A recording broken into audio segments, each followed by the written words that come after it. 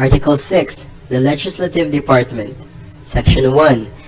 The legislative power shall be vested in the Congress of the Philippines, which shall consist of a Senate and a House of Representatives, except to the extent reserved to the people by the provision of initiative and referendum. Section 2. The Senate shall be composed of 24 senators, who shall be elected at large by the qualified voters of the Philippines, as may be provided by law. Section 3.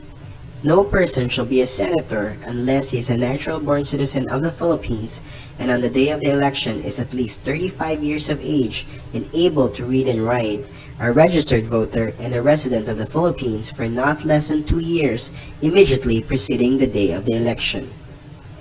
Section 4. The term of office of the senators shall be 6 years and shall commence, unless otherwise provided by law, at noon on the 30th day of June next following their election. No senator shall serve for more than 2 consecutive terms. Voluntary renunciation of the office of any length of time shall not be considered as an interruption in the continuity of his service for the full term of which he was elected. Section 5, Paragraph 1.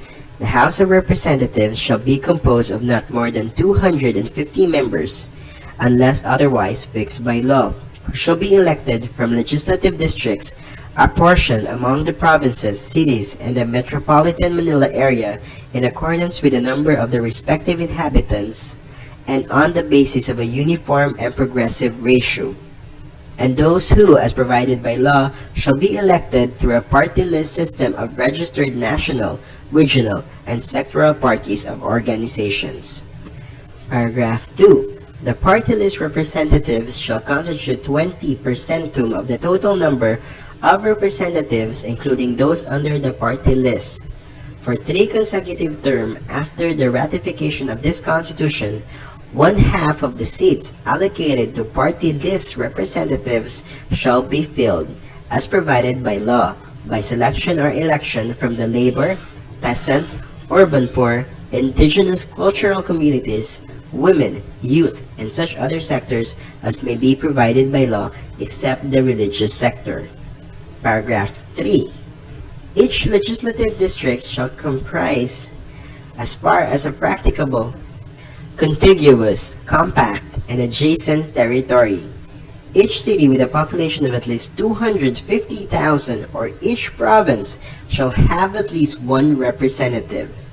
Paragraph 4.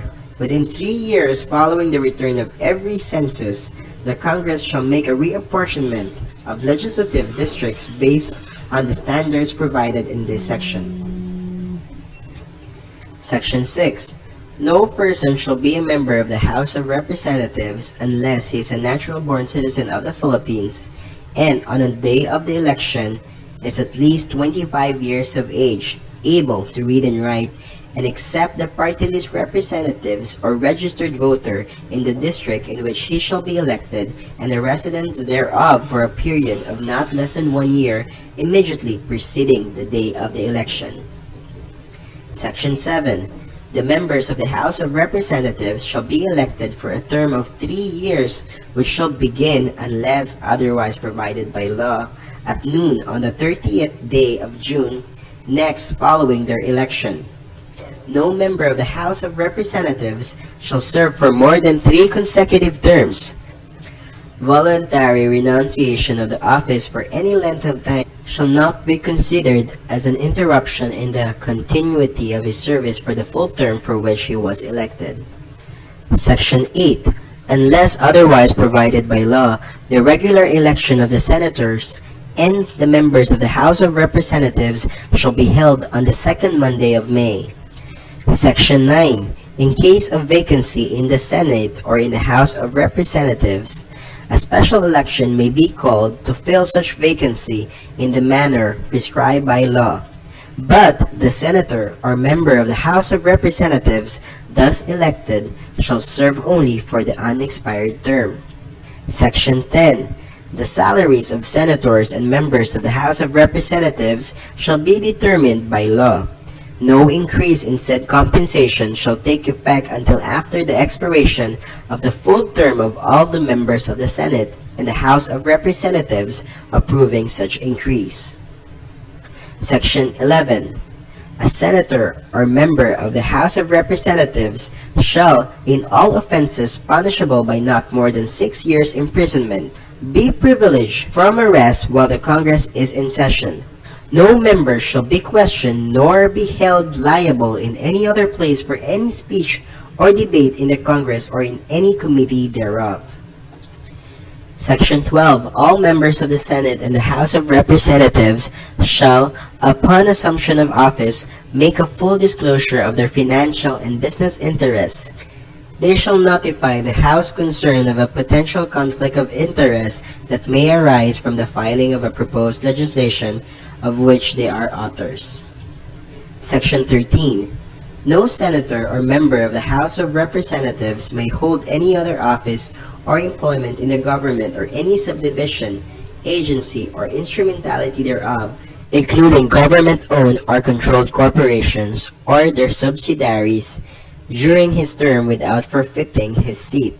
Neither shall he be appointed to any office which may have been created or the emoluments thereof increased during the term for which he was elected.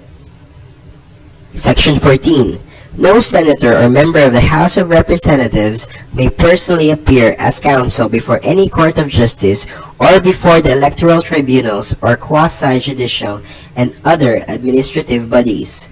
Neither shall he directly or indirectly be interested financially in any contract with or in any franchise or special privilege granted by the government or any subdivision, agency, or instrumentality thereof, including any government-owned or controlled corporation or its subsidiary, during his term of office. He shall not intervene in any matter before any office of the government for his pecuniary benefit or where he may be called upon to act on account of his office. Section 15. The Congress shall convene once every year on the fourth Monday of July for its regular session unless a different date is fixed by law, and shall continue to be in session for such number of days as it may determine until 30 days before the opening of its next regular session, exclusive of Saturdays, Sundays, and legal holidays. The President may call a special session at any time. Section 16, Paragraph 1. The Senate shall elect its President and the House of Representatives, its Speaker, by a majority vote of all its respective members. Each House shall choose such other officers as it may deem necessary. Paragraph 2. A majority of each House shall constitute a quorum to do business, but a smaller number may adjourn from day to day and may compel the attendance of absent members in such manner and under such penalties as such House may provide. Paragraph 3. Each House may determine the rules of its proceedings, punish its members for disorderly behavior, and with the concurrence of 2/3 of all its members, suspend or expel a member. A penalty of suspension, when imposed, shall not exceed 60 days. Paragraph 4. Each House shall keep a journal of its proceedings and from time to time publish the same, excepting such parts as may, in its judgment, affect national security. And the yeas and nays on any question shall, at the request of 1/5 of the members present, be entered in the journal. Each House shall also keep a record of its proceedings. Paragraph 5. Neither House during the sessions of the Congress shall without the consent of the other adjourn for more than 3 days, nor to any other place than that in which the two Houses shall be sitting. Section 17. The Senate and the House of Representatives shall each have an electoral tribunal which shall be the sole judge of all contests relating to the election return and qualifications of the respective members. Each electoral tribunal shall be composed of 9 members, 3 of whom shall be justices of the Supreme Court to be designated by the Chief Justice, and the remaining 6 shall be members of the Senate or House of Representatives as the case may be. who will be chosen on the basis of proportional representation from the political parties and the parties or organizations registered under the party list system represented therein. The senior justice in the electoral tribunal shall be its chairman. Section 18. There shall be a commission on appointments consisting of the President of the Senate as an ex officio chairman, 12 senators, and 12 members of the House of Representatives elected by each House on the basis of proportional representation from the political parties and parties or organizations registered under the party list system represented therein. The chairman of the commission shall not vote except in case of a tie. The commission shall act on all appointments submitted to it within 30 session days of the Congress from their submission. The Commission shall rule by a majority vote of all its members. Section 19. The electoral tribunals and the Commission on Appointments shall be constituted within 30 days after the Senate and the House of Representatives shall have been organized with the election of the President and the Speaker. The Commission on Appointments shall meet only while the Congress is in session, and at the call of its chairman or a majority of all its members to discharge such powers and functions as are herein conferred upon it. Section 20. The records and books of accounts of the Congress shall be preserved and be open to the public in accordance with law, and such books shall be audited by the Commission on Audit, which shall publish annually an itemized list of amounts paid to and expenses incurred for each member. Section 21. The Senate or the House of Representatives or any of its respective committees may conduct inquiries in aid of legislation in accordance with its duty published rules of procedure. The rights of persons appearing in or affected by such inquiries shall be respected. Section 22. The heads of departments may, upon their own initiative, with the consent of the President, or upon the request of either House, as the rules of each House shall provide, appear before and be heard by such House or any matter pertaining to their departments. Written questions shall be submitted to the President of the Senate or the Speaker of the House of Representatives at least 3 days before their scheduled appearance. Interpellations shall not be limited to written questions, but may cover matters related thereto, when the security of the state or the public interest so requires, and the President so states in writing, the appearance shall be conducted in executive session. Section 23, Paragraph 1. The Congress, by a vote of 2/3 of both houses in joint session, assembled voting separately, shall have the sole power to declare the existence of a state of war. Paragraph 2. In times of war or other national emergency, the Congress may, by law, authorize the President for a limited period and subject to such restriction as it may prescribe to exercise powers necessary and proper to carry out the declared national policy. Unless sooner withdrawn by resolution of the Congress, such powers shall cease upon the next adjournment thereof. Section 24.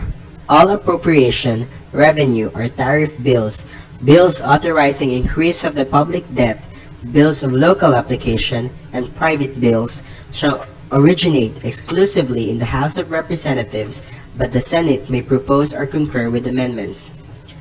Section 25, Paragraph 1. The Congress may not increase the appropriations recommended by the President for the operation of the government as specified in the budget. The form, content, and manner of preparation of the budget shall be prescribed by law.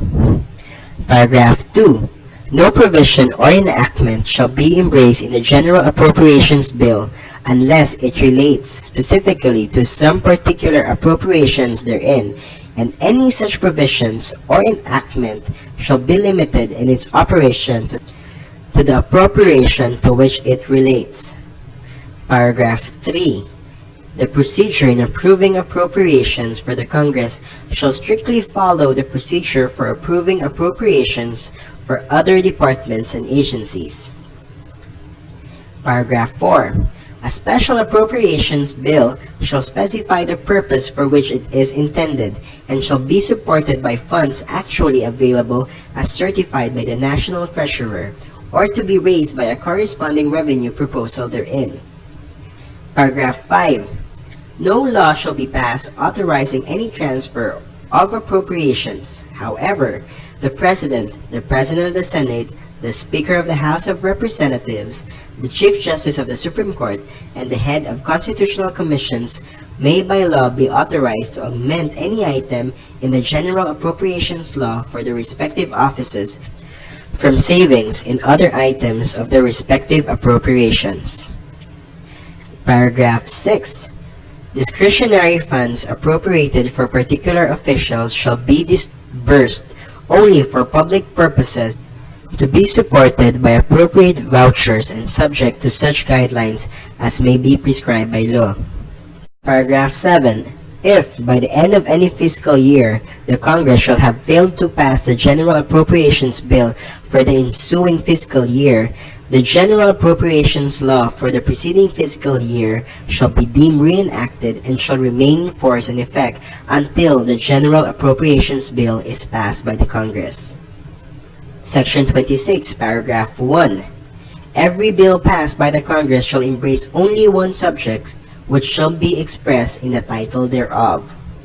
Paragraph 2. No bill passed by either house shall become a law unless it has passed 3 readings on separate days, and printed copies thereof in its final form have been distributed to its members 3 days before its passage, except when the President certifies to the necessity of its immediate enactment to meet a public calamity or emergency.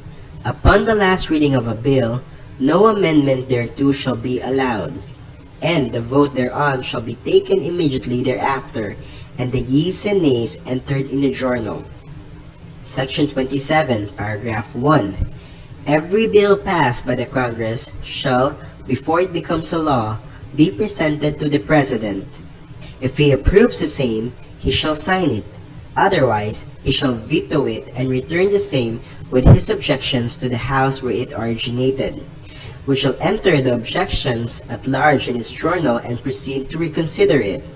If, after such reconsideration, 2/3 of all the members of such House shall agree to pass the bill, it shall be sent together with the objections to the other House, by which it shall likewise be reconsidered, and if approved by 2/3 of all the members of the House, it shall become a law. In all such cases, the votes of each House shall be determined by yeas or nays, and the names of the members voting for or against shall be entered in its journal.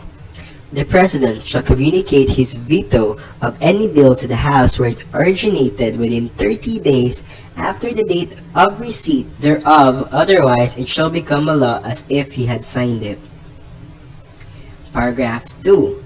The President shall have the power to veto any particular item or items in an appropriation, revenue, or tariff bill, but the veto shall not affect the item or items to which he does not object.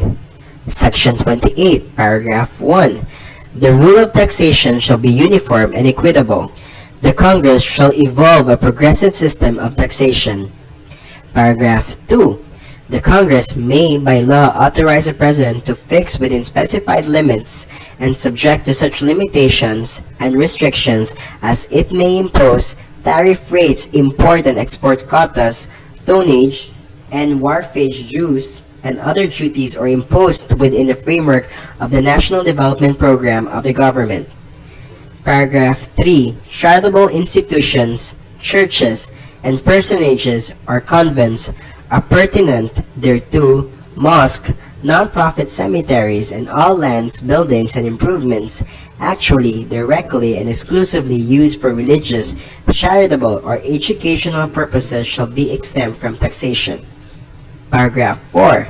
No law granting any tax exemption shall be passed without the concurrence of a majority of all the members of the Congress. Section 29, Paragraph 1. No money shall be paid out of the Treasury except in pursuance of an appropriation made by law. Paragraph 2. No public money or property shall be appropriated, applied, paid, or employed directly or indirectly for the use, benefit, or support of any sect, church, denomination, sectarian institution, or system of religion, or any priest, preacher, minister, other religious teacher, or dignitary as such, except when such priest, preacher, minister, or dignitary is assigned to the armed forces or to any penal institution or government orphanage or leprosarium. Paragraph 3.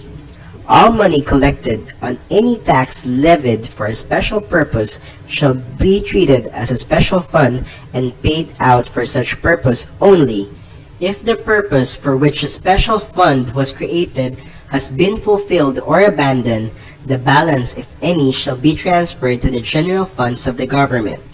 Section 30. No law shall be passed increasing the appellate jurisdiction of the Supreme Court as provided in this Constitution without its advice and concurrence. Section 31. No law granting a title of royalty or nobility shall be enacted. Section 32.